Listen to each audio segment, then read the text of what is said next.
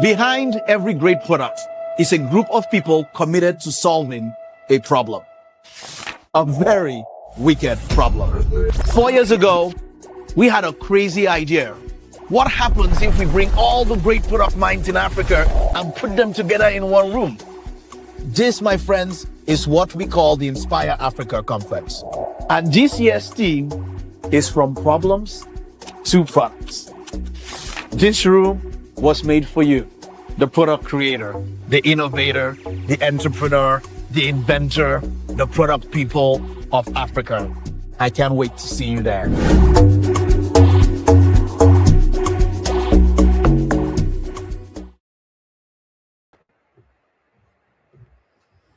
Okay. Hello, everyone.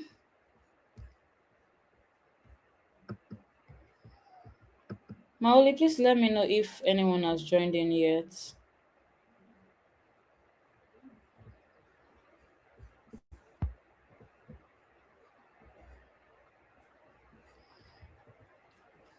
Okay. All right. Good afternoon, everyone, and welcome to the first edition of the Inspire Africa Conference series. I'm sure we saw the funny flyer, the first funny flyer that had every one of us in a car. And people kept asking me, oh, where am I driving them to? My God. Wow. Okay, so my name is Esther Isifeh. I'm a product manager and I'm your moderator for this session this afternoon. So I would love to know where everyone is joining in from. So can you just put in the chat your name, what you do, and where you are joining in from? Just let us know your name. Hi, Victor. Hi.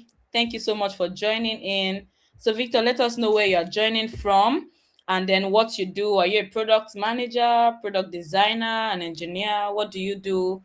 Thank you so much, everyone. So, today, our topic is focused on answering the question, are you solving a real problem? Right. And we have like amazing speakers already, and they are set to answer our question this afternoon. So with me this afternoon is Seyifunmi and Michael Oyewusi. Michael is a senior product designer and Seyifunmi is a senior product manager, and they are going to be taking us further this afternoon. Yeah, so briefly, before we go into the question, I would just like Sheyi to just tell us briefly about what you do and so people can connect with you better. All right. Thank you so much, Esther. Please confirm you can hear me, just so that. Okay, fantastic. Hi, everyone. Great to have you here. My name is Seyifunmi Olafioye. I currently work as a senior product manager at a bank. I'm also the creator of the product notebook, where I write weekly newsletters to product managers, product builders who want to learn more about product management and then grow as product builders. So that's just a little bit about me. Awesome. Thank you so much, Sheyi. Over to you, Michael. Let's get to know you. Um, good afternoon, everyone. My name is Michael. I currently work at Rover. So Rover is a subsidiary of FCMB Bank. That's FCMB UK. So where we build digital products for residents in the United Kingdom. So aside that, I enjoy teaching. I enjoy mentoring. I enjoy just sharing knowledge, and also, I mean, that's a bit of info about me today.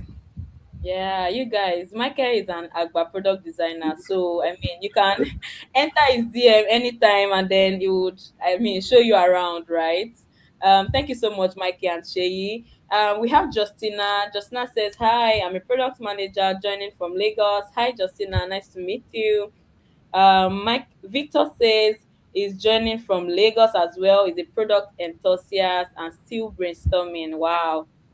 Nice to meet you, Victor. You're in the right room. So we're going to be going into it right now, and we're going to be starting with the first question, right? And my question is going to be directed at Sheyi. So Sheyi, can you let us know how do you move from I think people need this to I think that this problem is actually real, right, and intense. So how do you go from, because I mean a lot of people have ideas, right, and a lot of people are excited to build products.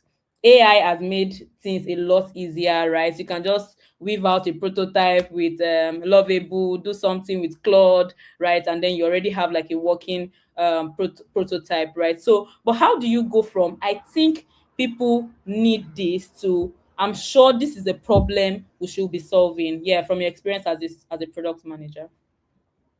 All right, so thank you very much for that question. So my answer to that is simply, also rooted in the question in itself.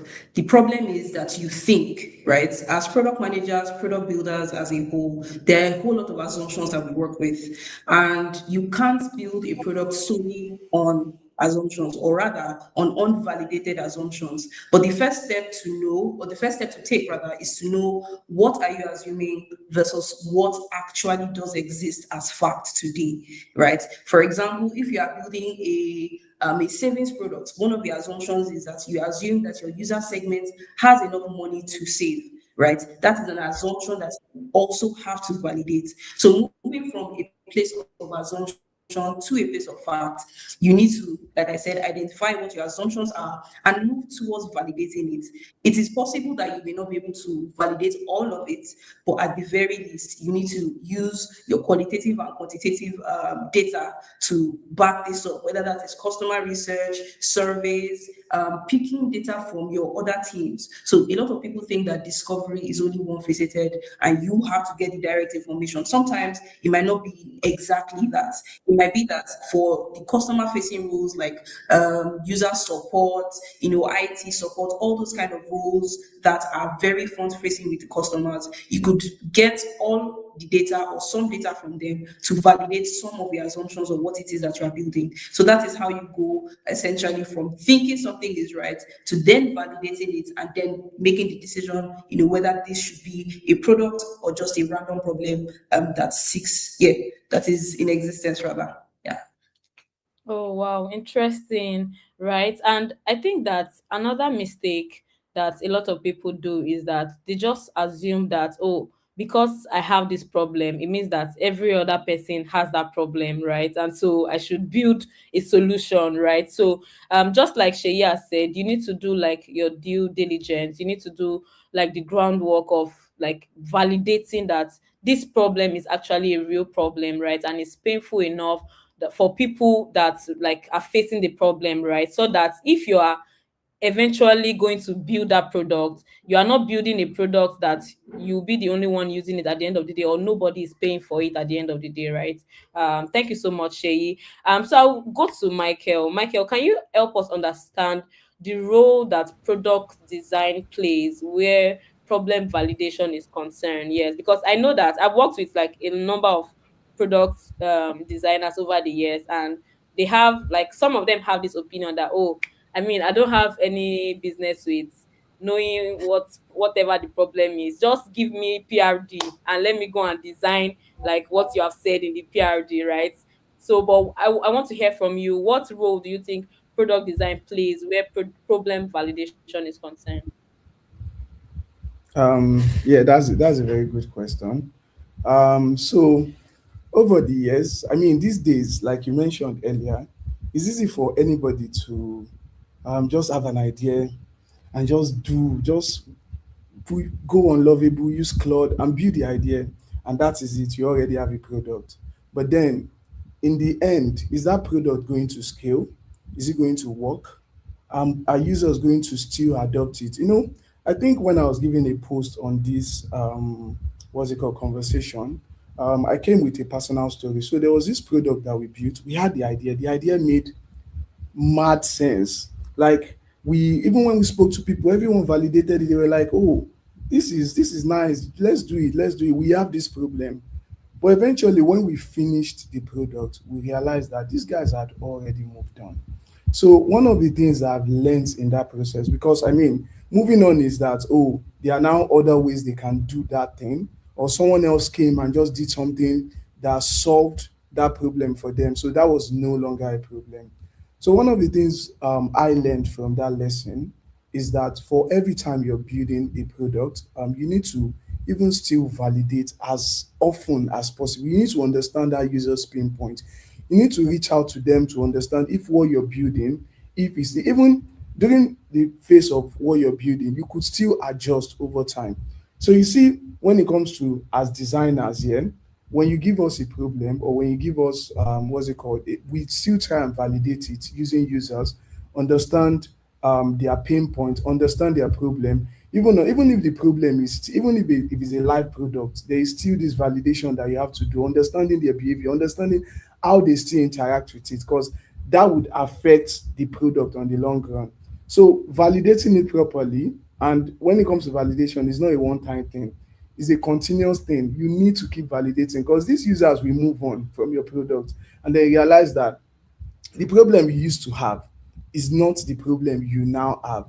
So continuous validation, understanding the market, understanding if something has changed, understanding your users would help you build a proper design. Would help you build proper design. And then, I mean, when the design is actually proper, it helps with your product. So Yeah, thank you so much, Michael. I think one thing I picked from what you said now is continuous validation, right? And I think that one way that people easily miss it, right, is that they just do like the first set of validation. They send out surveys, Google form, and all that, and they're like, oh, I think from this Google form, a lot of people, I mean, LinkedIn poll, a lot of people are saying, thumbs up, they like this product, they like this product.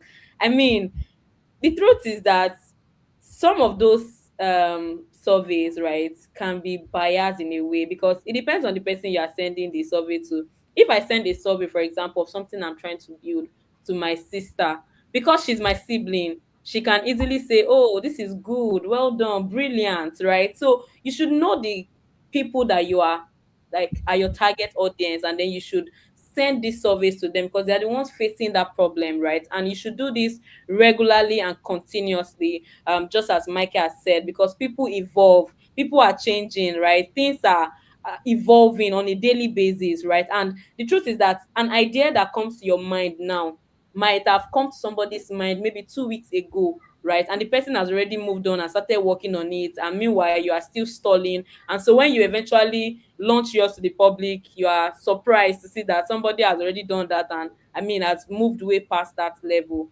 right? So there's a need for continuous validation because people change. I mean, the fact that I love jollof rice, for example, does not mean that I want to keep eating that same kind of jollof rice.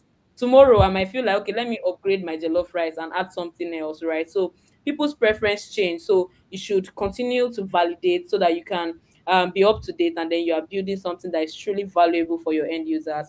Thank you so much, Michael. So I'm going to be asking Shay the next question, and it's, what are the practical ways to test a problem before launching or before building like a full prototype? All right. So, thankfully, vibe coding is now a thing. I don't believe in building a full-fledged product before you have to test it. So, right from the PRD stage, if at all that makes sense, I feel like that is a good time to test it. And who you are testing with also matters, just as you said. Your product cannot be for moms within the ages of what 35 to 50, and you are giving your surveys to somebody that is a 24-year-old, for example. So who you are testing with matters so much. Some of the other practical ways, you can always vibe code something. It could be a website, it could be a mock-up, it could be a random design. Sometimes it could even be wireframe, things that you have already done. So I was in the salon the other day, and one of the salon managers was complaining about an invoicing problem that she had.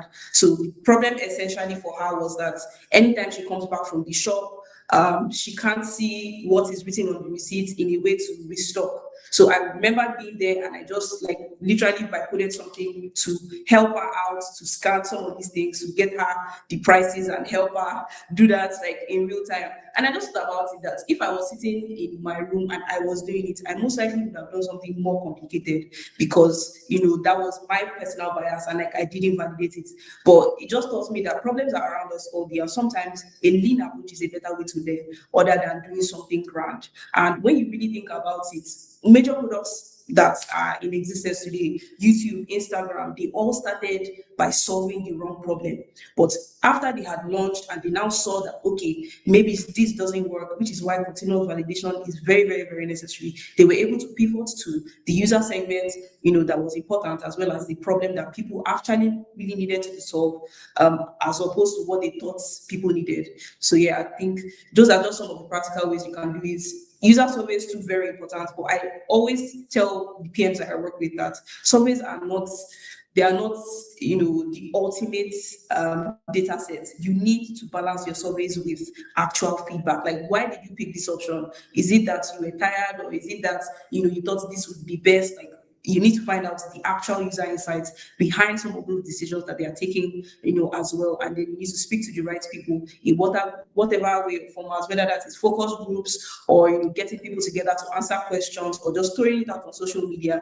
You need both qualitative and quantitative data sets to validate anything that you are doing, whether that is vibe coding, whatever formats really. Just to answer that question. Wow, thank you so much, Sheyi. Thank you so much. I can see Eniola. Hello, I'm a product manager journey from Lagos. Hi, Eniola. Shout out to you. Hi, Sandra. Hi, Samuel Efosa. Shout out to you. Thank you so much for joining in, everyone. So one thing I learned from what the answer Sheyi just gave right now, right, is that this era of AI has made things a lot easy, right? A lot easy. So if you want to like test a problem practically, there are simpler ways to do it without necessarily having to build the entire product, right? You don't need to waste 6 months building a product only to realize that, oh, nobody is in need of that product or is not solving an actual problem anymore. That era has, it has gone into extinction, right? Because right now you can just go to Lovable and say, okay, I'm trying to do this. Can you come up with a prototype? Just give it a detailed prompt, right, of what you are trying to build, of what idea or what problem you are trying to solve, right? And it would help you come up with a prototype, right, that you can share with maybe somebody that that fits or is an ideal customer profile, right, of the kind of problem you are trying to solve, and then just test it with them.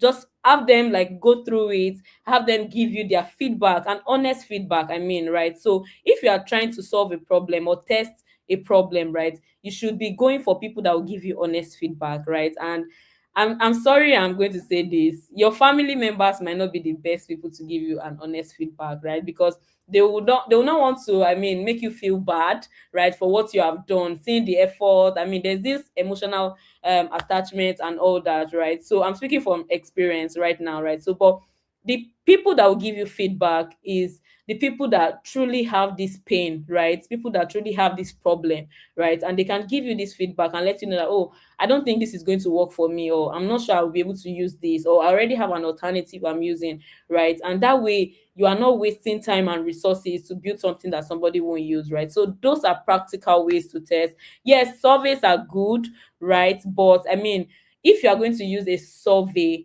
right, maybe like a Google form, you should also have like other ways to be able to really quantify, right, or qualify rather the kind of results or responses you are getting from the surveys, right? So if you are going to use like polls or all that, you should have like other ways to be able to qualify those results and those insights that you are getting, so that it does not look like, okay, people are saying, oh yes, I'm willing to buy, yes, I'm willing to buy. And there are better ways to ask questions. Shay, I think maybe you can say something on that, right? When you use surveys, how should you frame questions, even if you're going to use a survey form? All right, so very, very key insight on that. When you are asking, you are trying to validate a problem, in no way or in no place in that form should you mention the solution.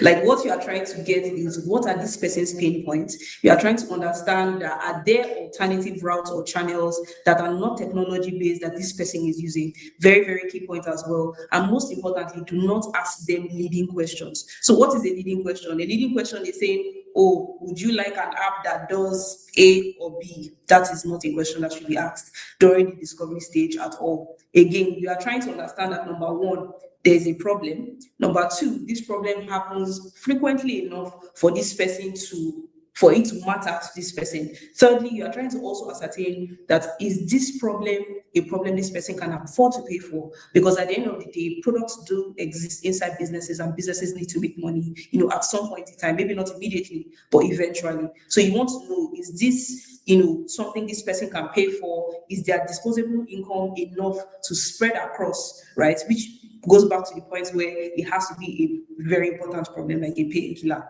And I think the last part is you are also trying to ascertain, is this a problem that affects a large variety of people? It is not financially viable for you to address a problem that the maximum amount of people it affects is 10,000 in the whole world, right? That is, economically, there will be some issues when it comes to scaling and things like that. So these are some of the things that you try to ascertain, even while you are getting your surveys. Make sure that the questions, allow answers instead of pushing answers onto your customers or whoever it is that you're trying to validate it with. Yeah, wow. Thank you so much, Sheyi. Thank you so much. I mean, I'm learning a lot and I'm sure everyone else is learning a lot, right? Before we go to the next question that Michael is going to answer, if you have any question for everyone joining us, do well to drop it in the chat and Sheyi or Michael are here to answer those questions, right? So we're going to go to the next question now for Michael.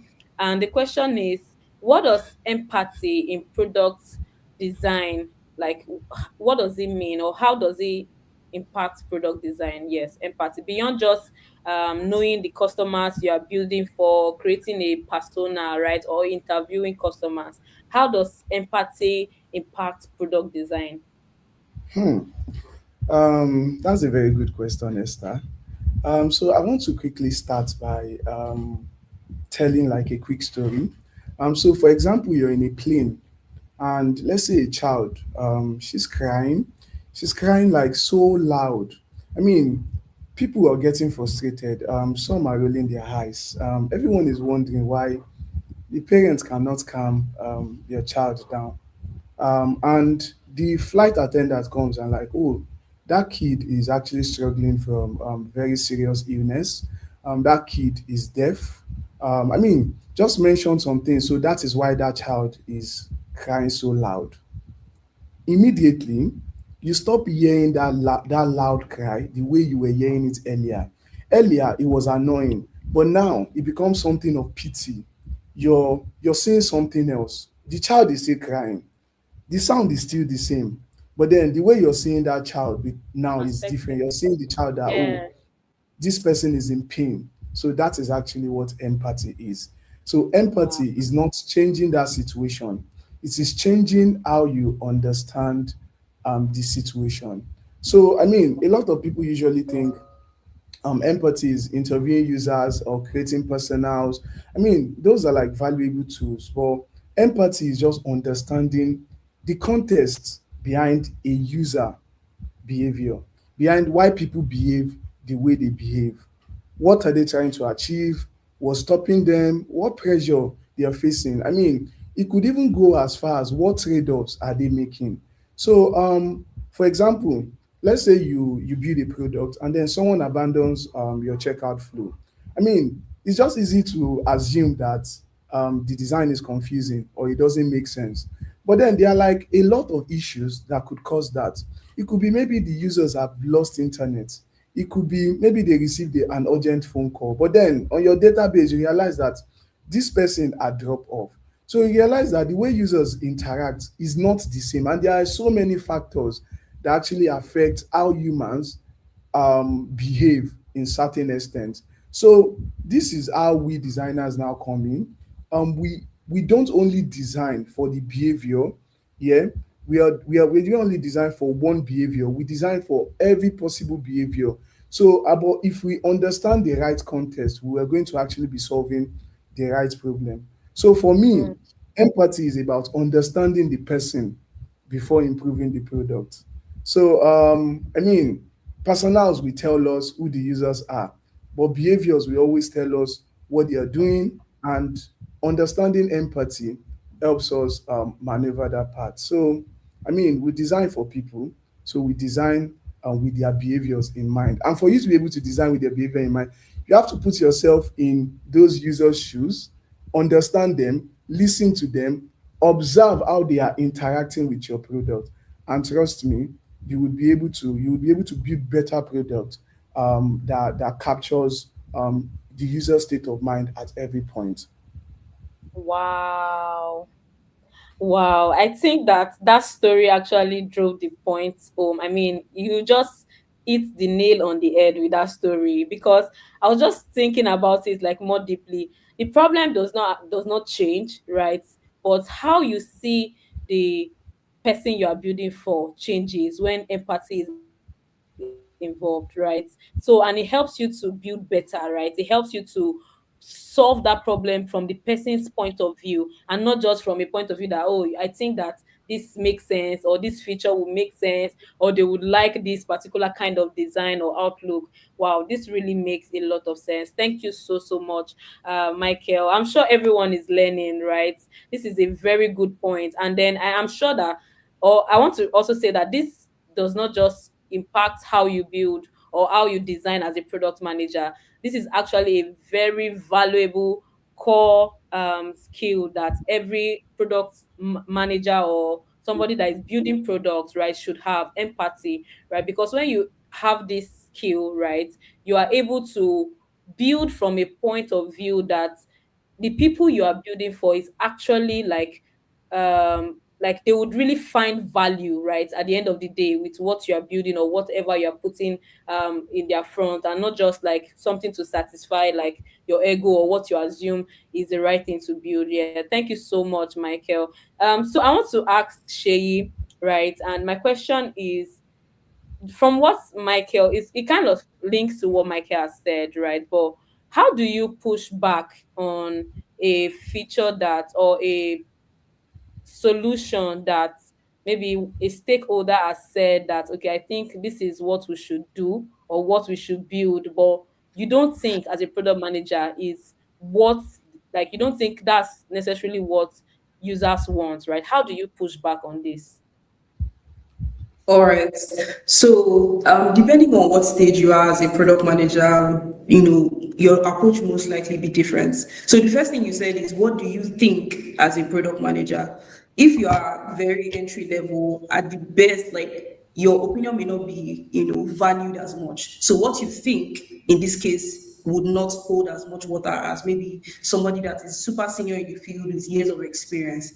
And if you cannot rely on only your intuition, it makes sense to use what? Data. Data is readily accessible, which is why I always say that when it comes to product discovery and getting data, sometimes you are not given enough time to do that, and you have to do that on your own, or rather, you have to do it in parallel.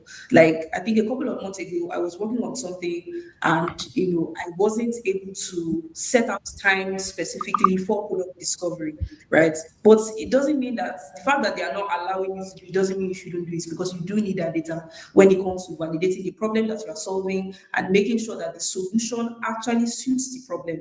But to answer your question, ways that you can push back, you definitely should use data, so that it is not that you are just relying on your intuition or your gut feeling, which may be right, mind you, but you need something else to back it up.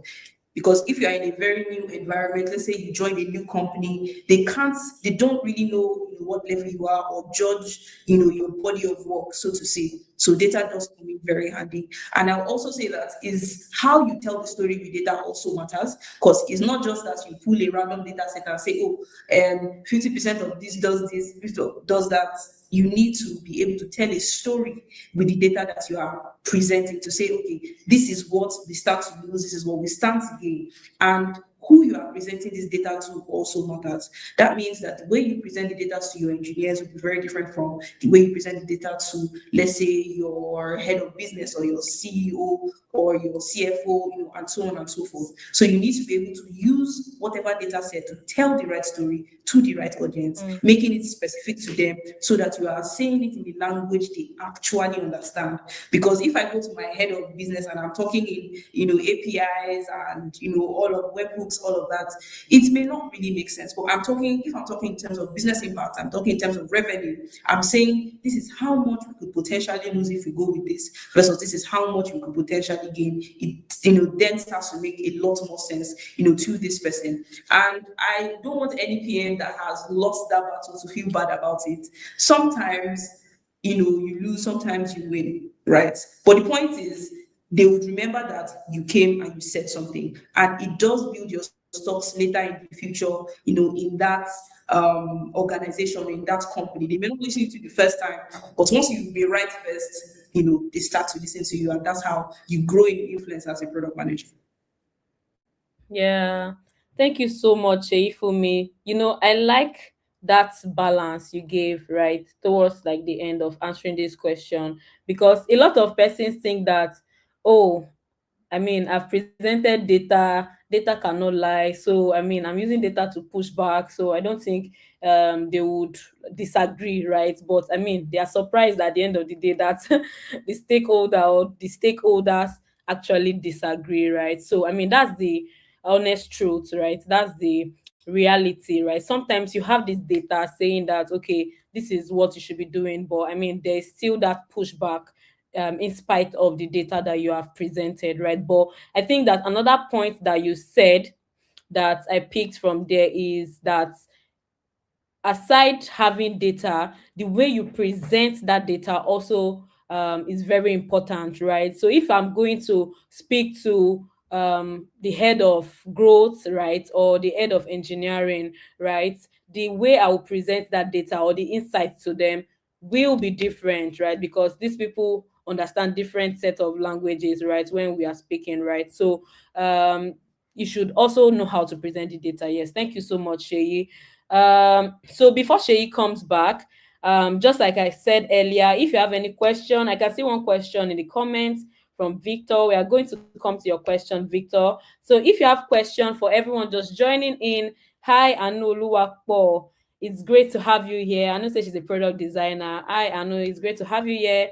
Hi Blessing, hi Wisdom. It's great to have you guys here. Thank you so much for joining in. So if you have any question for Michael or for Seyifunmi, kindly drop it in the chat and we'll get to it as soon as possible. But before Sheyi joins back, I want to ask Michael a question. And my question is, what do you think, or how do you think AI has made um, problem validation easy, like as a product designer, right? How has AI made building prototypes or being able to validate a problem using prototypes and using maybe wireframes, right, easy? Okay, that's a very good question. So I mean, everyone has been talking about AI, and I'm enjoying the conversation because AI is not something that would end soon. This is something that would, I mean, in the next couple of years, it has evolved.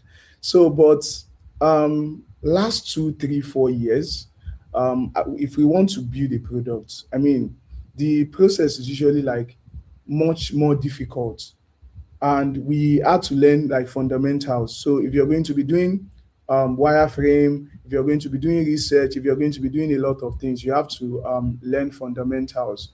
But now that scenario has changed. There's a whole lot of things that have changed because I mean, you could easily just grab an AI tool and just prompt it, and you would even be getting you can skip faces. Now you can skip faces. So now people are getting um much more faster results. Let me put it that way. But then that process that we used to do, for example, if you want to start the project, you do like intensive research. You would do survey, you would do all those things. But now you could easily just ask ChatGPT or Claude, and then they just give you results from, I mean, from people that have done this research in the past. So when it comes to how we can now like apply AI to it and the positives that we can get from it. I mean, you can use AI, but one thing I always tell people is please don't ignore like the fundamentals that you've always known, because AI requires thinking. Yeah. If what you put in is what you get out. So there's this level of thinking that you have to put in before you can actually get quality data set. And then it doesn't still replaces the human part. For example, the survey that we are doing, um, you meeting people. There's this product that I'm currently building. I had to go to the market, what's it called, to meet actual users. And then from there, I discovered that the my target audience, or the people that I'm targeting, have changed. So before I was thinking that, oh, the people that I was going to target are like market people, but then going to meet these users live, I realized that that has completely changed, because what these guys are looking for, they found another solution for what I'm trying to propose. So that made me understand how to build the product differently. But AI would never tell you that. AI would only give you the normal generic answer that you would always get. So one of the things I've understand is still validate using actual this thing. Use AI to fasten the prototype, the process. You can use AI to prototype. You can use AI to I mean, even get wireframes. But then when it comes to the actual work, the foundation, you could still use the manual work, because that is what is more effective. So AI will speed the let's say the manual workflow, but when it comes to understanding user, what's it called, validating your product, please just try and do it the manual way, because AI always gives like generic information on that. I think Esther has lost her connection. Yeah, she's having issues with the connection, but then um is she coming back?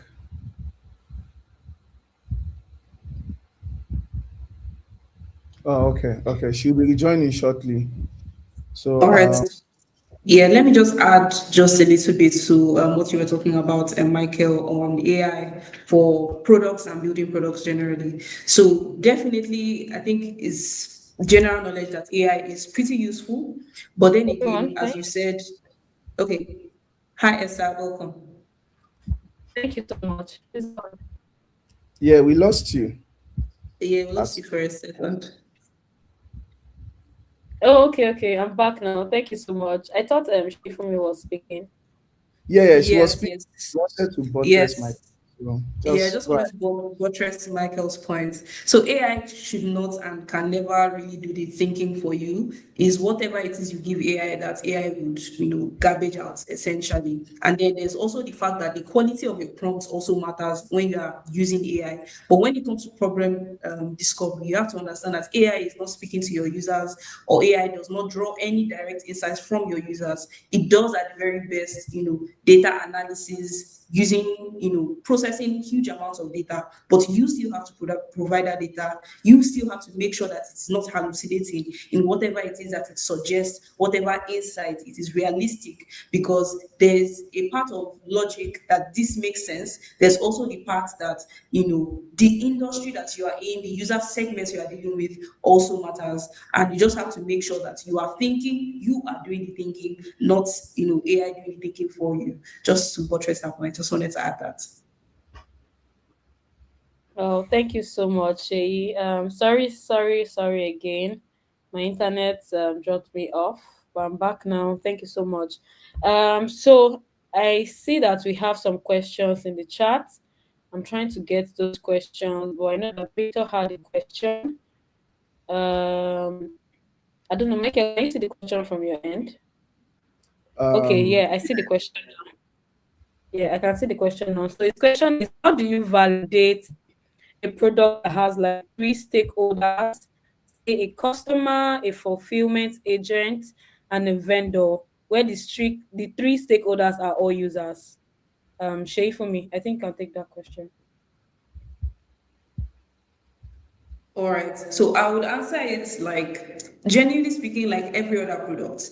So for every product that you feel like there is a problem that it solves, it is very important for you to know who it solves it for. So a very random example is like Uber. Uber solves a problem for people that are looking for rides, but it also solves a problem for people that have cars that want to make passive income. So, as you can see, Uber has two different user segments that it is solving two different problems for. So, for your product specifically, you need to understand that for the kind of solution that it has been built, as well as the kind of problem it is meant to address. Does it actually address the needs of three separate users? Is it a situation where the three users have the three same problem, or there are different problems you now have to solve for or make sure that you incorporate in your solution? So it's still the same way you would validate every other product, but it just means you have more work to do because there are now three separate user segments. You need to make sure that the path to the fulfillment or the path to solving the problem of these users, are they separate, are they distinct? Is it a situation where these people need separate products? For example, Uber has Uber for drivers and then Uber for regular riders. Is it a situation where you want to split it, or is it a situation where it is a web platform where these people can just log in and one person? And also, is it possible for a vendor, okay, customer fulfillment agent and vendor? Is it possible for a vendor to be a customer as well as a customer to be a vendor? You need to know what the intersections of all these user segments are, and that still goes down to understanding what all of their problems are, because a vendor genuinely could be a user and vice versa. So knowing how to solve for these things, you need to listen to your users, get their exact problems, know how they overlap, and how best to now build a solution from the validation of their pain points. Yeah, Esther, yeah. can That's I add to what okay. Seyifunmi is? Yeah. Yes, please. Oh, okay, okay. I think that question, yeah, is a very nice question. Because this is one problem that we usually have, like we commonly have. So I think Sheifumi has said all the right things, but I would also want to add that if I was going to approach it, I would also try and understand what success means for each and every one of the stakeholders. And the next thing I would do is validate each group independently. I mean, there has to be like a success for both the owner, the users, and the vendor. So and then you start and look for conflicting incentive. So, for example, the users can want low price, the vendor can want to make profit, and then the owners can want high margin. So you have to look for a balance, yeah. And then when you're done with that, you still have to test the ecosystem, yeah. You have to run end-to-end scenarios. How are the users interacting with this? How are the owners? How are the vendors interacting with this? You see how everything works uniquely. So I think if you can consider all these things, this will help I mean cater for that kind of scenario. So thank you for dropping that shade for me. And I mean I learned from that as well. Thank you so much, Michael and Shay, for me. Thank you so much. I don't know if there are any other questions from in the chat. Okay, there's one question from Ayon Tade David. It says, "How do you communicate your ideas strategically and properly to your stakeholders so it won't be as if you are saying jargon?" The question is directed to Shay. Definitely. I mean, Shay was already talking about this earlier when she said that you should know how to present data as well, right, to your stakeholders. Yeah. So over to you, Shay.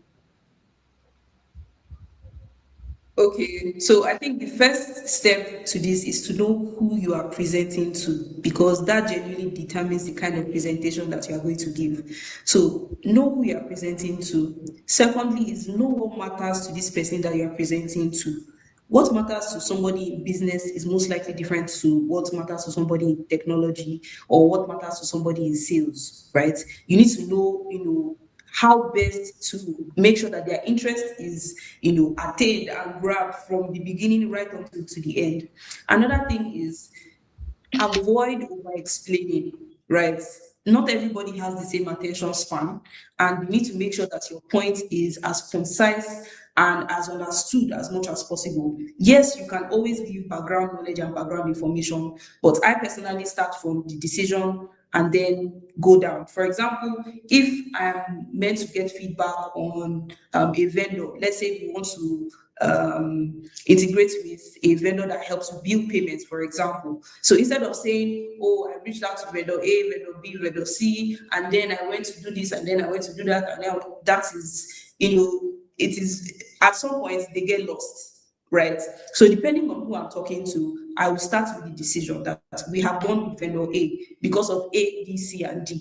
These are the other considerations that the other vendors didn't give us. Then list that out like that, like that. So, and another part is you need to believe in what you are saying.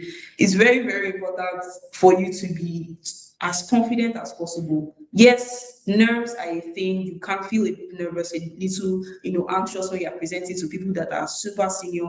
But the point is that you have a platform already. The fact that you are here means that you do belong here. At the very least, there's something that they can see that tells them that you are someone to be listened to, which is why they are listening to you then and there. So if at all, always, always, always remember that and communicate as clearly and as often as possible. So communication as a whole, I would say the frequency also matters. It's not only when they need something that they are asking you. So there's a difference between giving updates and being somebody that communicates. If I, as a boss, whenever I need something, is when I will now reach out to say, oh, where are we on this or where are we on that?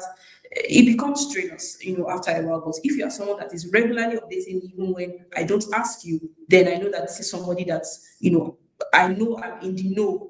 And it helps when it comes to making decisions, because that means you would have carried the stakeholder from the very, very, very beginning, and not when you really, really need their help is when they are now becoming very, very, very detached from the entire thing. So those are just some key things that I will take into consideration when it comes to communicating with your stakeholders. Yeah, thank you so much, That's very, very helpful. That's so on point and valid, right? So, and another thing I want to add is that you should also learn to do like proper documentation, because that would help, right? So when you're going to talk with them, you should be able to show them, okay, this is what has been done so far, this is where we currently are, these are the feedbacks, right? This, I've documented this here. You can also find it on this drive or on this sheet for your reference, right? So that way everything is properly documented. And if you need to refer to maybe something that you previously talked about, right, you can easily just pull it up, right? Instead of saying, okay, I told you last week about it. I mean, there's a lot going on their mind, right? They have families, they have other things, like a lot of things they're doing, right? So I mean, you should like learn to properly document. And another thing that I would also say would really help with communicating ideas is to learn how to, I mean, communicate your idea in a way that it tells a story, right? I think that I would allow Michael touch on that briefly. Yes. Can you come again with the question? Yeah, so I was saying that another point of communicating ideas, right, clearly is storytelling, right? So can you just help them understand how you can communicate your ideas like with the help of storytelling? Yes. Okay. So when it comes to storytelling, I'm a fan of that, and the reason is because stories stick. When you're having a conversation, yeah, the things that stick to the human brain is usually the story aspect of it. So and for you to be able to communicate something that you want, or better, even if you want to explain something to a child, the best way is usually framing it in a way that it sticks. So when you want to communicate idea, it's not even about idea alone. It's about whatever on the things you do, however you want to try and involve storytelling to it, because it's something that would usually is even better than just having normal communication. So maybe with stakeholders, I mean, you don't want to start telling your boss one story, because no. But then it could be maybe public speaking. You want to start with things that would stick. It could be even be your content, the kind of content that you put out there. It could be you trying to explain something to someone and then using illustrations, using scenarios. It just sticks. And to be honest, that has always been what's it called? It has always been my own strategy. And it's something that I've observed. I've read books about it, and I've come to realize that storytelling would help people understand you better than using direct words. So, I mean, I hope I'm able to answer your question. And I saw a Yeah. question that just popped. I saw a Okay. question that randomly popped. The person is Okay. that how do you get job as a beginner? So I don't know if you want me to, because that's like Okay, yes, please go for it. Go for it. okay. So to be honest, getting a job in 2026 is not the same way, or it's not the same thing as getting a job immediately after COVID. So as a beginner after COVID, just apply, you get the job. But you see now, even the industry, everybody's looking for experienced people to give the job. So one of the things I've come to realize is everyone is looking for experience in a way. And as a beginner, you can't have experience. So for you to break that boundary or that thing, I always believe something. 1,000 no and 1 yes is a yes. I mean, that's after you've gotten an experience, because as beginner now, beginners can be in different, it could be maybe you're a beginner, you don't even, or you've started, or you don't even have a portfolio yet. So one of the things I will advise you to do is I'm going to give you three things. The first one is try and post your work often. Yeah, just post. You don't even know who is seeing. The first project I ever did as a designer was just a random uncle that saw me posting my work, and he was like, "Oh, you can do this. Okay, I have an idea." And that was the first actual job I got. The second one is take on volunteering work.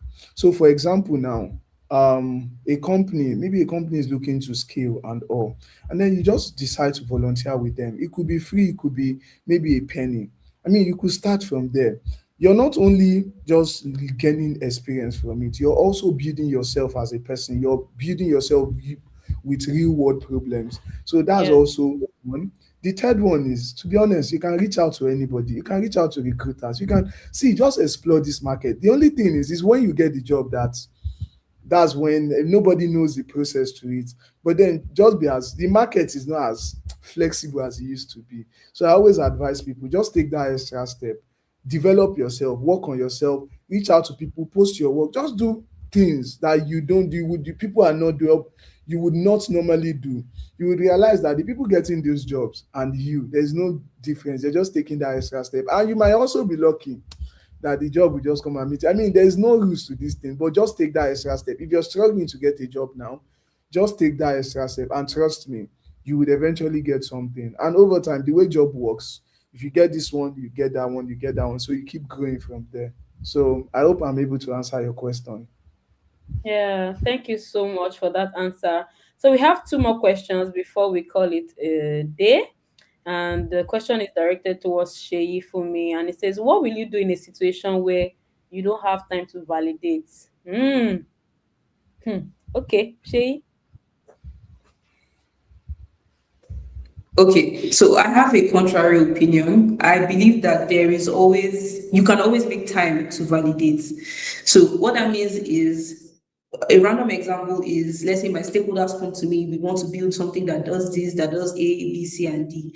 And I know that genuinely this will not work, but I don't have the data to back it up. And I've been told to start building immediately. And I say, okay, fine, it's all right, I start building. But as I am building, I'm also going back to do the homework to go and look for these users actually. The results from your validation period or discovery can be found out mid-development. It is still better than shipping a fully fledged product with no discovery or no data at all. So that is usually what I advise people to do. A lot of times, not a lot of people understand product management. A lot of people understand the concept of actually validating these things. But you understand you are the product manager, and the onus sometimes is on you to make sure that you do things the right way. Maybe not at the right time, right? Quote unquote, but at the very least, make sure that you are still trying to validate whatever way you can. Maybe if you cannot speak directly to users, look for your user records, your user data to find some sort of insights. So the first question really is, how can I quickly validate this? It is not until you hold 50 customer interviews before you actually validate something. Are there user trends? Are there user data? Or is there any kind of user data you can use to validate this behavior, that this will work or this may not work, right?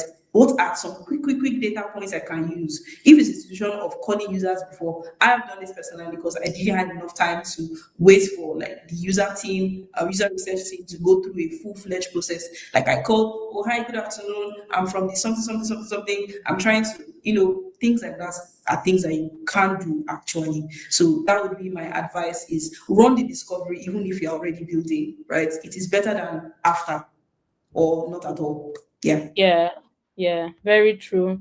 And I totally agree because I mean, not validating at all is, I mean, is as good as you building what nobody uses at the end of the day. And that's a whole lot of time wasted. So you should waste that time, which is not a waste, validating what you are trying to build for. Yeah. So the last question, and which is something that I even had on my mind to even ask Sheifumi and Michael. So you can just drop a thought on this, because we have been talking about, oh, are you solving a real problem? But do people even know what a real problem is, right? How do they identify what a real problem is? So the question says, when do you know when to scrap an idea, and what indicates that you are not solving a real problem? I think Sheifumi can go, then Michael, then we call it a wrap. Hi, Shay, can you hear me? Oh, Michael, you can go. I think Oh, Sheifumi. oh, okay.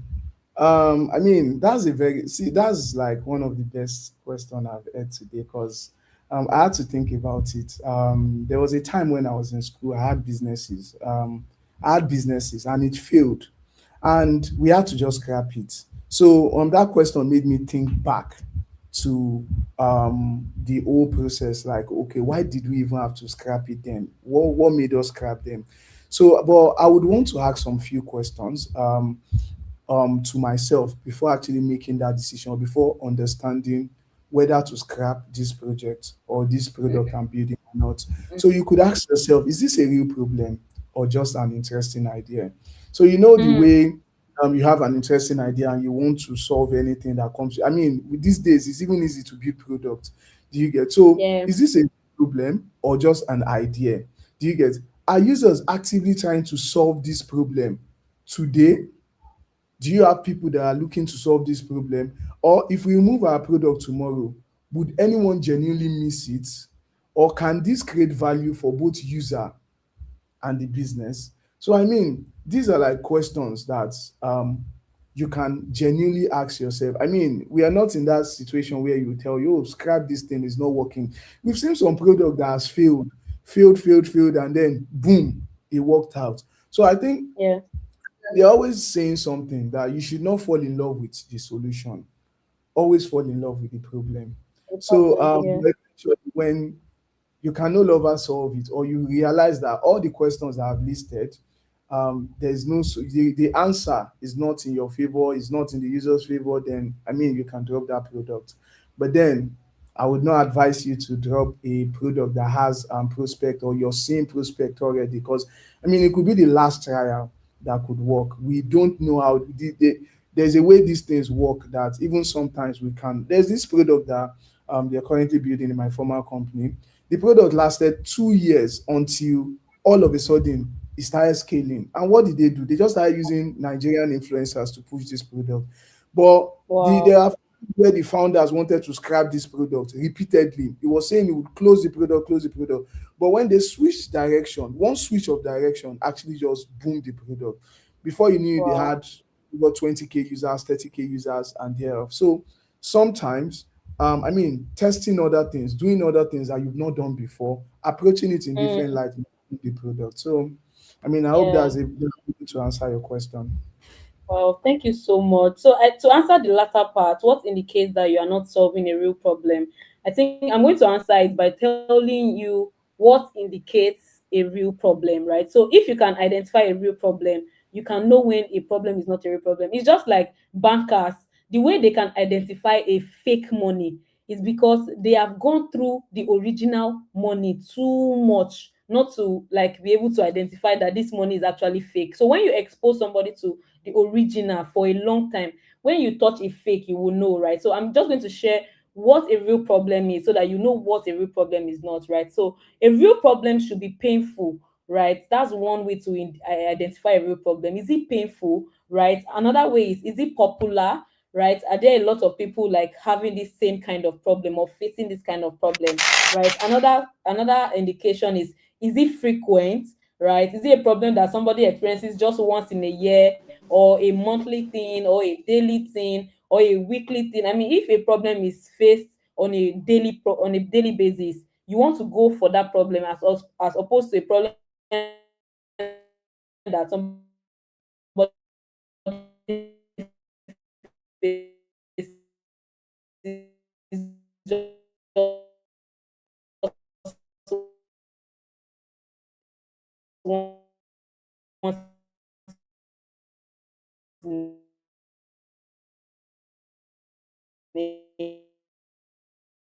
a year. I think our network is breaking.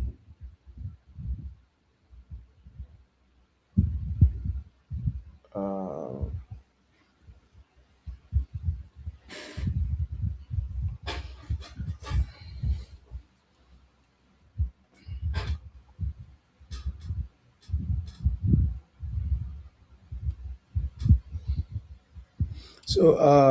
yeah, so let me just, so apparently, I would be, let me see. Okay, give me a second.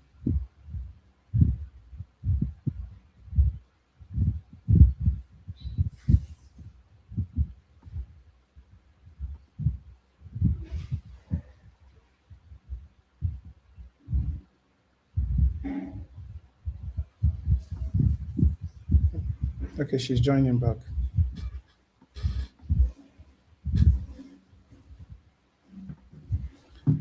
Um, Can you hear me now? Esther, you're back. Yeah, yeah, yeah. You broke up a bit, so I was about to read the announcement, but then, yeah. Oh, okay, okay. Thank you so much. Sorry, the network today has been a lot. Sorry to everyone joining in online. I mean, It's these are been some of the raining. things we face in Nigeria. Maybe somebody should solve this problem for us. Yeah, so thank you yeah, it's been raining, so the network has been joining in, right? And I believe that you have learned a whole lot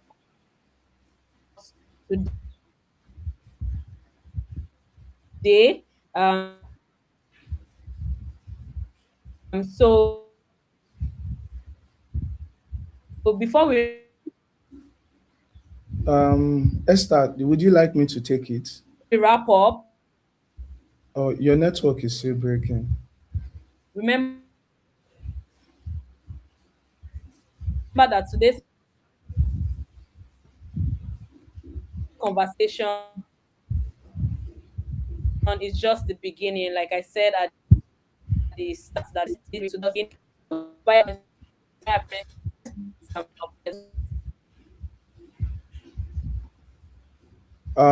Esther, please let me take it. Let me take the announcement. Okay, she's off.